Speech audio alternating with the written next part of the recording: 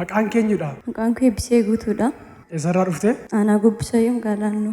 Isaan si bukkee dhaabbatee jiran kun maal keeti? Isheen bukkee dhaabbattu haadha koodha. Shibiree Tashoomaa jedhamti. Isheen itti aantee jirtu obboleettii koodha. Jaallannee Guutuu jedhamti. Tolee Waaqayyo waldaa gaara Shiilootti maal isiniif godhe maal dhugaa baatu? Waaqayyo lafa kanatti waan guddaa nuuf godhe. Isaan keessaa waan hafuuran dhugaa ba'a. Ni jalqabaa waa'ee haadha koodha. Haadha koodhaan baay'ee dhukkuba ture. Bara 2017 ji'a afuraffaa keessa gara lafa kanaa akka isheen dhuftuudhaaf waameen ture. Luqeettu ishee baay'ee dhukkuba ture. Mana yaalaa deemteetti. Riiveris barreessaniiru fi amma laqqamtee amma isheen dhuftutti riiveriin barraa'ee ture. Waggaa 19 irra ture dhukkubni kun. Waggaa 19. Luqeettu ishee baay'ee dhukkuba. Luqeettu bitaadha. Karaa dheeraa dandeessee hin deemtu. Du'a ga'uuf irraa erga dhaabdee turteetti.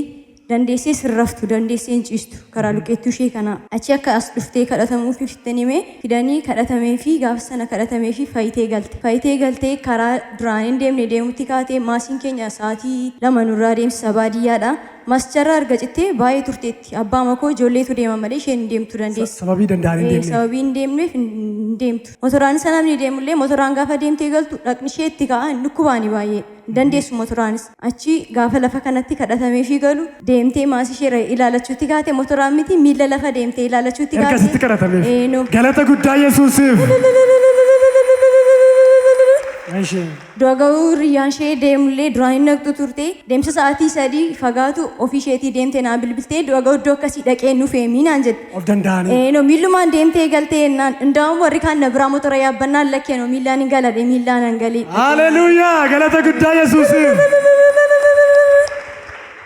Ituma kanaan jirtuuti dhugaa ba'uudhaaf koottuun jedheen gidduutti obboleettiin koo qormaata intiransiidhaaf deemuuf qophaa'aa turte. Intiransii fudhachuudhaaf guyyaa 2 hafeefi jedhamee isheedhaan dhukkuba sammuutu qabateen haadha koodhaan. Duruma waggaa 6 dura qabateenii ture achi dhiiseenii gidduutti fayyitee turte achi gaafa sanatti deebi'e. Isheen dhugaan bahinsa waa'ee luqeettuu ishee achi dhibeen sammuu gaafatti deebi'u mana yaalaa finnee mana yaalaa ciibsineenii homaayyuu furmaata argachuu hin dandeenye. Achi bakka koottuun siin kadhachiisa gaara Shiiloo si geesseen jedhee ishee fuudheenii sanbata lafa kanan nufi. Achi gaaf sanbataa sana toora kadhataan galchineeni iddoo sana teenyi 3 mataanii jira obboleettii koo ishee taane. Achi mata duree gaaf sana irratti lallabaa turanii raajiin fa'a Yesuus koo karaa qaba kan jedhu irratti ture. Otuma kana lallabaniiti gidduutti galmee immoo fa'a cufamee galmee haaraan banameera jedhan. Yeroo isaan akkas jedhan ani immoo achi taa'ee galmee moofaan galmeen dhukkubaa inni kan haadha koo cufameera galmeen fayyinaa haadha koof banameera jedheen amanee fudhadhee achi baanee hin galle. Gaafa gallu galgaluma sana taragaaggoftee raftee bulte. Erguma si baatan. Meen galateeffannaaf Yesuusiin. Galgaluma sana taragaaggoftee raftee bulte Waaqayyoof haa galatu qoricha sirraatii nan dhaabee hin galte. Erga galtee ji'a 7 teessee gaafa fayyaa ishee. Ji'a 7 erga teessee ammas isa miilanaa itti ka'e. Dhugaa baatii toon kottu jedhuuti dhufuu diddeetu dhagaa kun hundumtu. Si'a 2 dhugaa baatii kottu toon jedhee karadhu har'a borosu jettuuti haala mijataa too dheegduuti. Dhibeen kun ammas itti ka'e. Ammas sadaffaa kadhannaadhaaf han fideenii dhufe osoo hin qaana'uuti akkamitti dhugaa baatii foon deemnu haala mijataa teenyee dheeggannaa akkamitti ammoo kadhataaf hin deemu osuma jedhu osoo ofitti qaana'uuti obboleettiin koo lamaan kaleessaa fiddee dhufte asitti lafa kanatti hin kadhatamee fi Waaqayyoof haa galatu. Raajiin gaafa kadhatanii fi ergaatti akka jedhutti dubbatan ergamaa Waaqayyoo bubbee mataa kee irraa dhufee harkasaadhaan xaragee kaasuun arga jedhanii. Maqaan keenyudha. Bisee Guutuun jedhama. Isaan maal keeti? Haadha koodha. Maal ta'ani? Isheedhaan taa'ee sammuu ishee cannaqaanii asiitii yeroo darbee qoricha erginee fi marfees erginee fi isa malee jiraachuu hin dandeessu umurii ishee guutuu liqimsite jedhanii ishee kennanii fi isuma too liqimsitu iyyuu halkan hin raftu jeeqamaa ama bultii walumaa gala maatiin keenya nagaaman qabanii jireenyi isaanii nyaatamaadha nagaan isaanii nyaatamaadha kanaafan kadhachiifachuuf achas bahe. Kas afura maraatummaa haatu.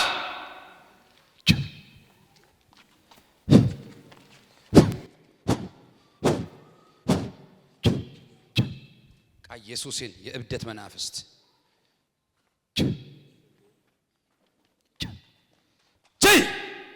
ኢየሱስ ክርስቶስ ነው ናዝሬትን አሜን አሜን ሃሌሉያ የሮአት ኩኒ ከምቱ ለፈጅርተንቲ ከማ ኢየሱስ አባ ካማ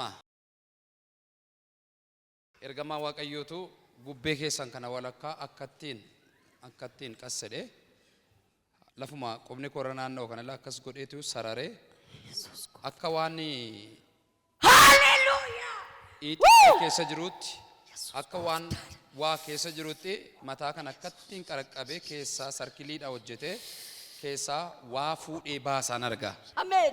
Alaadiyaa. Amen. Mataan keessan nagaa dhabe jireenyi nagaa dhabe. Birisaar! Amen. Birisaar! Alaa taakaati yaaboo. Naikera Jesus. Naikera Jesus. Naikera banko. Woo! Geta do. Essay. Hallelujah. Jesus naikera. Maani maani. Waaqayyo naikera. Maal taatanii? Woo! Waaqayyo na fayyise. Hallelujah. Hallelujah. Jesus gooftaadha. Woo! Hinjiru. Dhugaa? Ugaadhaka. Sila akkamsin godhe? Taa'uun danda'u dugda koona kutee luqqeettu koona waraana Eeshi. mataa koona joonjessa. Ammoore. Amma nan fayyee. Warra amantan isinis lafa jirtanitti fayyaa. Lafa jirtanitti hiikamaa. Biyya jirtanitti hiikamaa maqaa Yesuusiin. Har'aa booddee Waaqayyo hiikamsa isinii godheera. Ameen. Fayyinni isinii ta'eera. Ameen. Isa dhuma qorichaan sada fuudhee gaaficha galee qoricha liqimsituun jedheeni qorichaan naabdee otoo inti teenyuuti irraati nyaattee dura keenya dhaqxee raftee ganama ergan qursii hojjedheeti ka'i jedhee natu kaasee irribaati. Nagaa isaaniitti. Nagaa mashee raftee. Hin galateeffannaa Yesuusiin. Waaqayyoof haa galatu. Dhugaa baatiin kun lammaffaan waa'ee obboleettii koo ishee hangafaadha. Obboleettiin koo ishee hangafaa osoo heerumiin dura baay'een tajaajiltii turte kwaarii keessaas hin faarfatti worshiippis hin gootii turte. Achi erga heerumteeti tajaajila naabde. Worshiippichas naabde kwaarii keessas naabde waa'een tajaajila jedhamu sammuu ishee keessaa bade. Sababii tajaajila ishee naabde bakka jireenyi ishee baay'ee nyaatamaadha ture. Nagaan ishee baay'ee nyaatamaadha ture. Gaafa ishee fidanii dhufa 2017 keessa isa gaafa ishee luqqeettu ishee fidanii dhufanii barreessiteetti ergattee irratti naafaa kadhachiistuettee waraqatatti natti ergite. Ciisuma gaafa ishee fi gaafa galmeenni moofaan cufamee galmeenni haaraan banameera jedhamu sana galmee ishee natti ergattee kukkutee gatee anshees galmee ishee moofaan cufameera galmeenni haaraan banameera jedheen isa fuudhee kukkuteen achumatti gatee gaaficha nan galee sanbata saadha kan waraqaticha kukkutee galee qadaamee isaa obboleettiin koo isheen kun shaakala wajjin hin deemnee ayyeen shaakala isheetti naa deebitee naan Daa'ila isheetti deebite. baay'een Hin gammadee. galateeffannaa gooftaa. Inni sadaffaanii waa'ee dibata furmaataa lafa kanaadha. Dibata furmaataa lafa kanaa gaafa isaan dhufan fuudhanii galanii turani biyyatti. Achi mucattiin tokko jirti ollaa keenyadha. Maatiin ishee baay'ee harka qalleeyyiidha. Homaa yaalchisuu hin dandeenye bulluqatutti nammee mucaatti. Mucaa waggaa 4dha. Bulluqni gaafatti nammu kun ishee fi miilli ishee walitti qabatee kun akkuma kanatti walitti qabatee hudduudhaan lafa foqoqxi malee kaateen adeemtu turte. Achi mana yaalaa gaafa geessan kun asitti hin danda'amuudhaan riivarii gara Finfinneetti barreessaniif.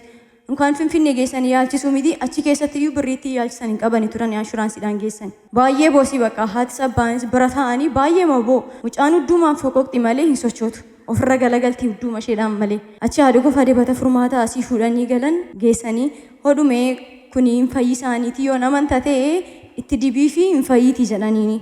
Achi itti laatanii itti dibdee fi engada san gaafa biyya galu amanuu hin dandeenye mucaan qaxxatteesuma duraa ishee deemutti kaatee olii. Haleluuyaa. Dibata furmaataa waldaa kana fuutee axxanitti goosiftan. Neeno itti godhanii. Mucaan taa'aadhaan lafa siqxeetti. Ta'a ji'a sadii irra taa'e. Ji'a sadii miilli ishee wal qabatee mature kun ishee fi miilli ishee wal qabatee hunduma isheedhaan akkas lafa foqoqxee ture. Erga dibati furmaataa waldaa kana fudhate itti gaxxani garuu fayyite. Hin fayyitee miilli ishee gargarii kamee ijoollee wajjin fiigdee haasofti. Hin galateeffannaa mammalee dabalee Yesuusiin. Ishee. Inni afuraffaan immoo waa'ee koodha. Ana mataan boon baay'ee na dhukkuba ture guyyaa guyyaadhaan. Bakka mataa dhukkubbiidha jedhee inni see ture. Achi ituma jedhu natti cimaa dhufe. Achi gaafa natti cimu mana suuraan hojjedha ture. Komtara jalan taa'a. Komtara ilaaluu nan dadhabe. Iyya namaas dhaggeeffachuu nan dadhabe. Iddoon hojjedhu immoo jippaasiin na jalaa faarfachaa oola. Komtara ilaalaa oola. Laayitii sanas ilaaluu nan dadhabe. Faarfannichas baqa. Otuma hin dhaga'u ta'ee natti tola ture. Mana jibbisiisa. Funyaan koo keessa al takka darbee dhiigni citee hin ba'a ture. Dhiiga sana gaafan tuhuu fi gaafa funyaan keessaa baasu suura isaan kaasee kaa'e. Achi hojicha nan naabe gajaa sababii na dhukkubeef ilaaluu man dadhabee jaan ta'eef na naabe mana kiimii gaafa naqu maayigiriiniidhaan naan jedhan. Kulaaltiin keessa cirracha qaba naan jedhani garaasi kee baay'ee madaa'eera naan jedhani. Achi qoricha bakkeedhaa naan jedhani bakkeedhaa barbaannee argannee bitannee gaaficha galee roobii shaakala qabna turre kwaariidhaan as dhufnee. Achi gaafa roobii sana raajiin fakka dingataa tosaan ba'aniiti biiroo filafiititti argine gaafan itti maal taate naan jennaan dubbadhee iyyuu fitne maayigiriinii anumaatii jedhu Kazadani migraine wanti jedhamu si keessa hin jiru maal sirraa fuudha umurii kanatti hin soobsaanoodhani harkaan irra kaa'anii naa kadhatanii erga gaafa sanaati qoricha fayyuman bitee malee liqimsine dhiigni inni karaa funyaan koo ba'us inni karaa afaan koo na ba'u sunis hin dhaabbate mataa bo'oonis narra hin jiru akkan barbaade nan hojjedha hojii san iddoo sanaa dhiise iddoo biraatti argadheen hojjechuutti ka'ee akkan barbaade iyyees nan daalaa Nagaa. Nagaadha waaqayyoof haa galatu. Maraatummaa haadha koodhaan oolchee anaanis gaddan oolchee maatii keenyaaf sana gaalaa ta'e nuunis nagaa sanu godhee galataan fuula isaa dura sanu dhaabee Yesuus Kiristoosiin sabni waaqayyoo naa galateeffadha. Hin galateeffannaa. Armee kogaa mucaan keessan waa baay'ee dubbatteetti waan afeera jette yoo jiraate fi dubbadhaa. Ani waanan dubba'uun qabu galanni waaqa maccaaf haa ta'u. Ameen. Galanni isaaf haa ta'u. Hin galateeffannaa Yesuus.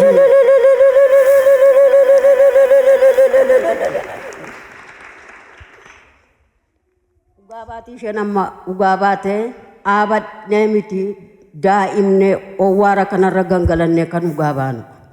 Ugaadha waaqayyo tarreeriyyaa koona aabee kunoo ijoollee koona agarsiise akka kana fuula keessan dura dhaabachuuf galanni waaqayyoof haa ta'u. Ani kana waanan itti dabalee ugaa ba'uun qabu isheen ugaa baateetti keessumaa dibata furmaataa gaafan dura fuudhee asii gale. Jarri akkuma isheen jette ortodoksii. Amantaan isaanii. Dibimee mucaa keetti dibanni kun qoricha kenname'aati luqqeettuu kooyyuu na fayyiseera mucaa keemmoon fayyisa'een itti laadhe. Yeruma sana fuutee itti dibaa jirti. Abbaan manaa ishee bakka biraarraa dhufe maali ani ati itti dibdu kun jennaan adaaddiima isaatti immoo itti laadhe. Isaantu isa ofii isaanii marfee warra marfeerraa fudhatanii dhufan naa laatanii kanaaf itti dibaan jiraadhe.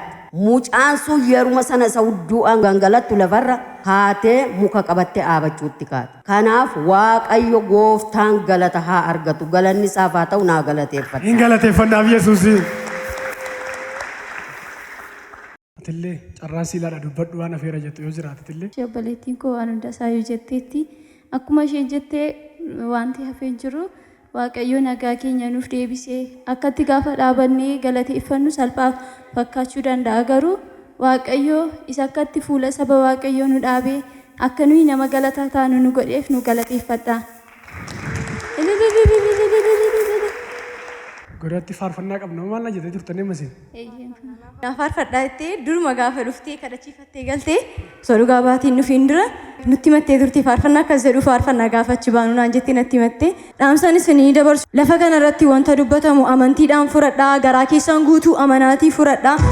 Kana baluudhaa kan isheedhaa kan ishee bukkee koodhaa hin jedhina wanta dubbatamu hundumaa anaaf haa ta'u jedhaatii furadhaa maqaan waaqayyoo bara baranaa eebbifamu gaafa isinii ta'u immoo ofirraan kaayinaa dhugaa baatii keessan qabadhaa galata keessan qabadhaa ulfinaan fuula waaqayyoo dura dhaabbadhaa jedha waaqayyo sinaa eebbisuu waaqayyoon wal faana waaqeffannaa.